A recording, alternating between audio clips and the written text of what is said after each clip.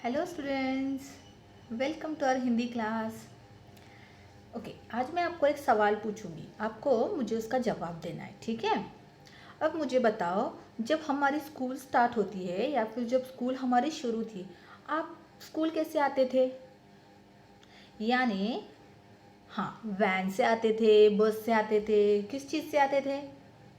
कोई वैन से आता होगा, कोई बस से आता होगा, कोई घर की कार से आता होगा, कोई मम्मी की बाइक से आता होगा, है ना। तो हम क्या करते हैं, स्कूल आने के लिए ऐसे बहुत सारे चीज़ों का मतलब बहुत सारे हाँ गाड़ियों का इस्तेमाल करते हैं। किसका घर अगर नज़दीक होगा तो वो चल कर भी आ सकते हैं, है ना। ओके, पर मुझे एक बात बताओ, अगर कहीं दूर जाना है आपको, किसी दूसरे गांव में जाना है आपको, तो क्या आप चलकर जा सकते हो? नहीं जा सकते, है ना। तो हमको क्या करना पड़ता है, गाड़ियों का इस्तेमाल करना पड़ता है। अगर हमें मार्केट जाना है तो हम रिक्शा से जा सकते हैं, बाइक से जा सकते हैं, कार से जा सकते हैं, है ना। वैसे ही अगर हमें कहीं बहुत दूर जाना है तो जैसे बॉम्बे जाना होगा तो हम ट्रैवल्स का इस्तेमाल करेंगे, है ना, रेलगाड़ी का इस्तेमाल करेंगे। अच्छा, अगर हमें इंडिया से बाहर जाना होगा तो करेक्ट, तो हम किसका इस्तेमाल करेंगे? हवाई जहाज का, एरोप्लेन का इस्तेमाल करेंगे, है ना। तो आपको पता है, इन्हीं साधनों को यातायात के साधन कहा जाता है। जो हमारा लेसन है और जो हमने लास्ट पीरियड में स्टार्ट किया है, यातायात के साधन, यानी जैसे मैंने बताया कि स्कूल आते वक्त हम अलग अलग साधनों का इस्तेमाल करते हैं। तो हमें एक जगह से दूसरी जगह तक जाने के लिए जिन भी चीज़ों का इस्तेमाल करते हैं, जिन भी वाहनों का इस्तेमाल करते हैं, उनको क्या कहा जाता है? यातायात के साधन। अब यातायात का अर्थ हमने देखा था शब्दार्थ में, यातायात यानी आना और जाना, और साधन का अर्थ है वाहन, करेक्ट। तो किसी भी जगह पर आने और जाने के लिए हम जिन भी साधनों का इस्तेमाल करते हैं, जिन भी वाहनों का इस्तेमाल करते हैं, उनको क्या कहा जाता है? यातायात के साधन। अब ये यातायात के साधन कौन से हैं? कोई भी हो सकते हैं, साइकिल हो सकती है, ऑटो रिक्शा हो सकती है, कार हो सकती है, बस हो सकती है, वैन हो सकती है, रेलगाड़ी हो सकती है, एरोप्लेन हो सकता है ना। ऐसे बहुत सारे यातायात के साधन हो सकते हैं। तो आज हम हमारे लेसन में इन्हीं यातायात के साधनों की जानकारी लेते हैं। Okay, so let's get started. Okay, so हमारे पहला लेसन है जिसका नाम है यातायात के साधन, करेक्ट। ओके, सो अब हम लेसन को एक्सप्लेन करते हैं। मनुष्य एक स्थान से दूसरे स्थान तक पहुंचने के लिए बहुत साधनों का प्रयोग करता है। इन साधनों को यातायात के साधन कहते हैं। इन साधनों के कारण आज हमें एक स्थान से दूसरे स्थान तक पहुंचने में बहुत ही कम समय लगता है।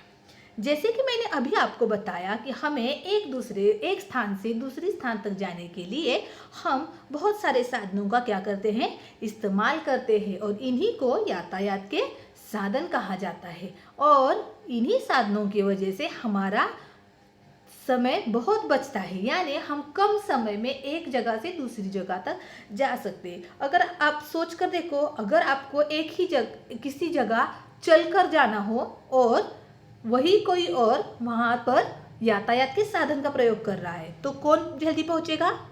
जो गाड़ी से आ रहा है, यानी जो यातायात का साधन इस्तेमाल कर रहा है। और चलकर जाने वाला बहुत देर से पहुंचेगा, क्योंकि वहां पे बहुत ज़्यादा समय लगता है ना। और यातायात के साधन की वजह से क्या होता है, हमें हमारा समय बचता है। पुराने समय में यातायात के साधन नहीं थे, मनुष्य पैदल ही चलता था। कुछ समय बाद उसने पहिए का आविष्कार किया। पहिए की सहायता से मनुष्य भारी सामान को एक स्थान से दूसरे स्थान तक ले जाने लगा। धीरे धीरे यातायात के अन्य साधनों का भी विकास हुआ। देखो, पुराने समय में, जब बहुत पहले की बात है, आदि मानव के समय में, आपने देखा है तब कोई वाहन था नहीं। आपने टीवी में बहुत बार पुराने ज़माने के लोगों को देखा होगा, पर तब आपने कभी गाड़ियाँ देखी थी, कभी वाहन देखे थे? नहीं। तो उस ज़माने में वाहन नहीं थे, कोई भी यातायात का साधन नहीं था, तो मनुष्य क्या करता था, एक स्थान से दूसरी स्थान तक जाने के लिए अपने पैदल का ही सहारा लेता था, करता था। अब कुछ समय बाद मनुष्य ने पहिए का आविष्कार किया। पहिया यानी व्हील, जो गाड़ी का चक्का होता है ना, व्हील होता है ना गाड़ी का, उसको कहा जाता है पहिया। पुराने जमाने में मनुष्य ने सबसे पहले पहिए का आविष्कार किया और उसी पहिए की सहायता से मनुष्य बहुत भारी सामान को भी एक स्थान से दूसरी स्थान तक ले जाने लगा। धीरे धीरे यातायात के अन्य साधनों का भी विकास हुआ। धीरे धीरे इस पहिए के बाद धीरे धीरे मनुष्य ने बाकी के साधनों का भी आविष्कार किया, यानी खोज किया। कैसे? तो पहले बैलगाड़ी, साइकिल, ये जो चीजें थी इसका आविष्कार किया और धीरे धीरे उसी की सहायता से मनुष्य एक स्थान से दूसरी स्थान तक जाने लगा। आज हमारे पास साइकिल, स्कूटर, कार, मेट्रो, रेलगाड़ी, हवाई जहाज आदि बहुत से यातायात के साधन हैं। इनमें से साइकिल, रिक्शा, बैलगाड़ी आदि धीमी गति के साधन हैं। इनका प्रयोग केवल कम दूरी के स्थानों अथवा गांवों में जाने के लिए किया जाता है। देखो, धीरे धीरे मनुष्य इन साधनों का और भी विकास करता गया और आज हमारे पास बहुत सारे यातायात के साधन हैं, जैसे साइकिल है, स्कूटर है, बस है, कार है, मेट्रो है, रेलगाड़ी है, हवाई जहाज है ना, बहुत सारे यातायात के साधन हैं। इनमें से साइकिल, रिक्शा और बैलगाड़ी ये क्या है? कम गति के साधन है। कम गति के यानी इनकी स्पीड कम होती है, यानी हमें अगर किसी नज़दीक जगह पर जाना है, कहीं करीब जाना है, तो हम इन चीज़ों का इस्तेमाल कर सकते हैं, कि जैसे बैलगाड़ी का, ऑटो रिक्शा का और साइकिल का, है ना। आप ट्यूशन जाते वक्त साइकिल से जा सकते हो, है ना। आप मम्मी को मार्केट जाना है तो ऑटो रिक्शा से जा सकती है ना। लेकिन अगर आप सोचो आपको किसी दूसरे गांव जाना हो तो आप साइकिल से जा सकते हो? नहीं जा सकते, क्योंकि साइकिल की स्पीड क्या होती है? कम होती है, यानी ये क्या होते हैं? कम गति के साधन होते हैं। इनका उपयोग हम केवल कम दूरी के स्थान पर जाने के लिए कर सकते हैं, यानी जो हमें कहीं करीब जाना हो तो हम इनका इस्तेमाल कर सकते हैं। ओके, नेक्स्ट, स्कूटर, कार, बस, मेट्रो, रेलगाड़ी, हवाई जहाज आदि तेज गति के साधन हैं। इनका प्रयोग अधिक दूरी के स्थानों पर जाने के लिए किया जाता है। जैसे रिक्शा, बैलगाड़ी और साइकिल ये कम गति के साधन हैं, उसी तरह से स्कूटर, कार और बस ये क्या है? ये तेज गति के साधन है, यानी अगर हमें कहीं दूर जगह पर जाना है तो हम तेज गति के साधनों का इस्तेमाल कर सकते हैं। स्कूटर या कार के होने से हम अपने व्यक्तिगत काम बड़े ही आसानी से कम समय में पूरा कर सकते हैं। बस, मेट्रो, रेलगाड़ी, हवाई जहाज और पानी का जहाज सार्वजनिक यातायात के साधन हैं। इनमें बहुत से लोग एक साथ यात्रा करते हैं। अब स्कूटर या कार होने से हम अपने व्यक्तिगत काम बड़े ही आसानी से कर सकते हैं। जिनके पास स्कूटर होती है या फिर कार होती है, देखो आप में से बहुत सारे बच्चों के पापा के पास कार होगी, तो पापा ऑफिस कार से जाते होंगे तो उनका टाइम तो बहुत बचता होगा, है ना। और मम्मी के पास बाइक होगी तो मम्मी आपको स्कूल में लेने के लिए आ सकती है, स्कूल में छोड़ने के लिए आ सकती है, ट्यूशन छोड़ने के लिए आ सकती है, आपको कुछ आपका सामान लाना हो तो वो ला सकती है। यानी ये जो व्यक्तिगत काम है, ये जो हमारे पर्सनल काम है, ये स्कूटर और कार की वजह से हम बहुत ही आसानी से पूरा कर सकते हैं, है ना। वैसे ही बस, मेट्रो, रेलगाड़ी, हवाई जहाज और पानी का जहाज सार्वजनिक यातायात के साधन हैं। इनमें बहुत से लोग एक साथ यात्रा कर। कभी आपने देखा है कि बस में एक अकेला ही आदमी सफ़र कर रहा है? प्राइवेट बस है, उसकी अकेले ही सफ़र कर रहा है वो। कभी आपने रेलगाड़ी में एक अकेले आदमी को सफ़र करते हुए देखा है? नहीं, ये क्या है? सार्वजनिक यातायात के साधन है।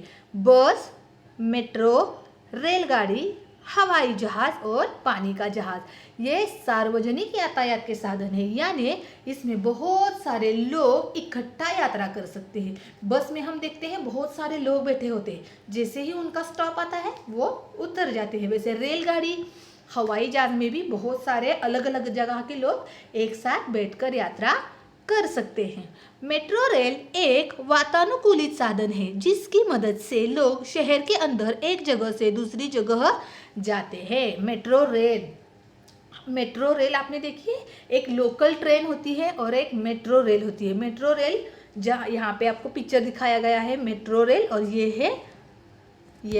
है हमारी रेलगाड़ी। तो मेट्रो रेल की सहायता से हम एक ही शहर के अंदर एक जगह से दूसरी जगह भी जा सकते हैं। और ये रेल कैसी होती है, मेट्रो कैसी होती है, बहुत ही वातानुकूलित साधन होता है। ओके, नेक्स्ट, रेल यात्रा का सबसे सस्ता साधन है जिसकी मदद से हम एक शहर के अंदर तथा एक शहर से दूसरे शहर में यात्रा कर सकते हैं। यह आरामदायक भी होता है। रेल से लंबी यात्राएं भी आसानी से की जाती है। इसमें आपको दी गई सुविधा के अनुसार ही किराया देना पड़ता है। रेल में सोने का स्थान भी होता है। जरूरी सामान को कम समय में सुरक्षित स्थान पर पहुंचने के लिए मालगाड़ी का उपयोग किया जाता है। अब हमने देखा मेट्रो, अब हम देखेंगे हमारी रेलगाड़ी जो आप सबने देखी होगी। रेल यात्रा का सबसे सस्ता साधन है, यानी जो रेलगाड़ी होती है वो यात्रा करने का सबसे क्या है, सस्ता साधन है, यानी इसका किराया बहुत ज़्यादा नहीं होता, जिसकी मदद से हम एक शहर से दूसरे शहर के अंदर तथा शहर से दूसरे शहर में भी यात्रा कर सकते हैं। यानी रेल से आप एक शहर के अंदर एक जगह से दूसरी जगह भी जा सकते हो और एक शहर से दूसरे शहर में भी आप जा सकते हो, आप यात्रा कर सकते हो। यह आरामदायक भी होता है, यानी रेल क्या होती है, बहुत आरामदायक भी होती है। रेल से लंबी यात्राएं भी आसानी से की जाती है। बहुत दूर दूर की यात्राएं भी हम रेल से बहुत आसानी से कर सकते हैं। हम बॉम्बे, दिल्ली हम रेल से जा सकते हैं क्योंकि ये बहुत ही आरामदायक साधन होता है और बहुत ही सस्ता साधन होता है। इसमें आपको दी गई सुविधा के अनुसार ही किराया देना पड़ता है, यानी उस रेल में आपको जो भी सुविधाएं मिल रही है उन्हीं सुविधाओं के अनुसार आपको उस रेल का किराया देना पड़ता है। रेल में सोने का स्थान भी होता है। देखो, अब रेल आरामदायक क्यों है, क्योंकि अगर हमें बैठना हो तो हम बैठ कर सफ़र कर सकते हैं। अगर बहुत दूर का सफ़र है, रात हो गई है, हमें सो कर सफ़र करना है तो हम आराम से सो भी सकते हैं उसमें। इसी तरह से वो बहुत ही आरामदायक होता है। ज़रूरी सामान को कम समय में सुरक्षित स्थान पर पहुंचाने के लिए मालगाड़ी का उपयोग किया जाता है। अब रेल के जैसे ही रेल ही होती है, लेकिन उसमें यात्री सफ़र नहीं करते, उसमें सिर्फ माल भरा हुआ होता है। एक जगह से दूसरी जगह पर जब माल को ले जाया जाता है, जो वजनदार माल होता है, उसके लिए मालगाड़ी का इस्तेमाल किया जाता है। यानी ट्रेन ही होती है, सिर्फ उसमें लोग सफ़र नहीं करते, तो उसमें जो माल को दूसरी जगह पर पहुँचाना है उस माल को रख कर ले जाया जाता है। उसको क्या कहा जाता है, मालगाड़ी कहा जाता है। हवाई जहाज आज का सबसे महंगा और आरामदायक साधन है। यह बहुत कम समय में एक स्थान से दूसरी स्थान तक पहुंचाता है। हवाई जहाज द्वारा डाक और माल भी जगह जगह पहुंचाया जाता है।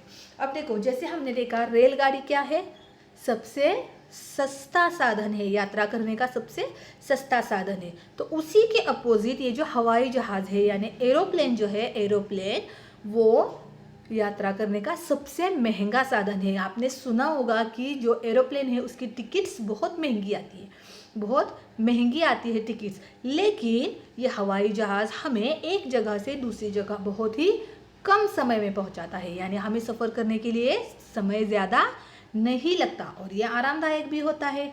इसमें भी आराम करने की जगह होती है और ये बहुत ही इजीली हमें एक जगह से दूसरी जगह पहुंचा सकता है। हवाई जहाज द्वारा डाक और माल भी जगह जगह पहुंचाया जाता है। यानी कहीं दूर जगह अगर हमारे देश से बाहर कोई डाक पहुंचाना है, माल पहुंचाना है, तो भी हवाई जहाज से पहुंचा सकते हैं। ठीक है। पानी का जहाज माल ढोने और यात्रा करने का एक और साधन है। पानी का वह जहाज जिसमें घर जैसी सभी सुख सुविधाएं उपलब्ध होती है क्रूज कहलाता है। आजकल पर्यटन में क्रूज बहुत प्रचलित है। ये देखो, आपको यहाँ पे एक पिक्चर दिखाई दे रही होगी क्रूज की, जो पानी का जहाज दिखाई दे रहा है, बहुत बड़ा शिप दिखाई दे रहा है, उसी को क्रूज कहा जाता है। ये पानी का जहाज माल ढोने के भी काम आता है और यात्रा करने के भी काम आता है। पानी का जहाज जिसमें घर जैसी सभी सुख सुविधाएं उपलब्ध होती है वह क्रूज होता है। यानी ये जो शिप है इसमें हमें घर जैसी सारी सुख सुविधाएं देखने को मिलती है। खाना पीना होता है, टीवी देख सकते हैं, सो सकते हैं, खेल सकते हैं। आपको हर सुख सुविधा जो आप घर में चीज़ें करते हो वही सुविधाएं आपको इस क्रूज में भी मिलती है, इसीलिए उसको क्रूज कहा जाता है। आजकल पर्यटन में क्रूज बहुत प्रचलित है। यानी आजकल लोग जब किसी दूर जगह पर घूमने के लिए जाते हैं तो वो क्रूज का इस्तेमाल बहुत ज़्यादा करते हैं। यानी घूमने फिरने के लिए क्रूज का बहुत ज़्यादा इस्तेमाल किया जाता है। ओके, तो ये हमने आज लेसन देखा यातायात के साधन। हमने महंगा जो यात्रा का सबसे महंगा साधन है वो देखा, जो सबसे सस्ता साधन है वो देखा। हमने तेज़ गति वाले साधन देखे, यानी जिसकी स्पीड बहुत ज़्यादा होती है वो देखा, और जो जिसकी स्पीड कम होती है वो भी देखा। किन साधनों का प्रयोग हम दूर जाने के लिए कर सकते हैं और किन साधनों का प्रयोग हम हमारे कहीं करीब की जगह पर जाने के लिए कर सकते हैं, ये सब भी देखा। तो आज इस लेसन में हमने सीखा यातायात ने हमारे जीवन को गतिमय, आधुनिक और सरल बना दिया है। यानी इन यातायात के साधनों ने हमारे जीवन को क्या बना दिया है? गतिमय, आरामदायक और आधुनिक और सरल बना दिया है। आधुनिक और सरल यानी बहुत सारे काम इन्हीं साधनों की वजह से हमारे इजी हो रहे हैं। बहुत आसानी से हमने बैठे बैठे सोचा हमें कहीं जाना है तो हम जल्दी से अपनी गाड़ी निकाल सकते हैं और जा सकते हैं। पैदल तो दूर नहीं जा सकते। तो इसी तरह से इन्हीं साधनों ने हमारे जीवन को गतिमय और सरल बना दिया है। ओके, सो आप सबको ये लेसन समझ आया? ओके, सो आपको लेसन 2 बार रीड करना है। Okay, so read this lesson 2 times. Okay, thank you, bye.